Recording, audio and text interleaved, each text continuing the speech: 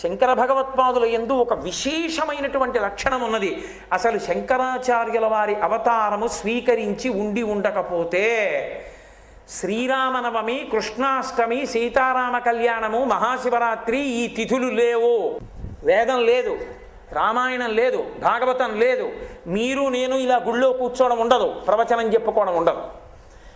శంకర భగవత్పాదుల అవతార స్వీకారము చేసే వేళటికి లోకంలో ఉన్నటువంటి స్థితి అటువంటిది. అటువంటి స్థితిలో ఏ రాజు ప్రాపకం లేకుండా తనకు తానై ఒక్క వ్యక్తి సత్యదండాన్ని చేతపట్టి భరతఖండ 4 చెరగుల సన్యాసాశ్రమ ధర్మ ప్రకారం పాదచారి అయి పర్యటించి అవైదికమైనటువంటి వాదనలన్నిటినీ ఖండించి మళ్ళీ సనాతన ధర్మ వైభవాన్ని పునరుద్ధరించి సనాతన ధర్మాంతర్గతమైనటువంటి అద్వైత సిద్ధాంతాన్ని ఆవిష్కరించిన మహాపురుషులు శంకర భగవత్పాదులు.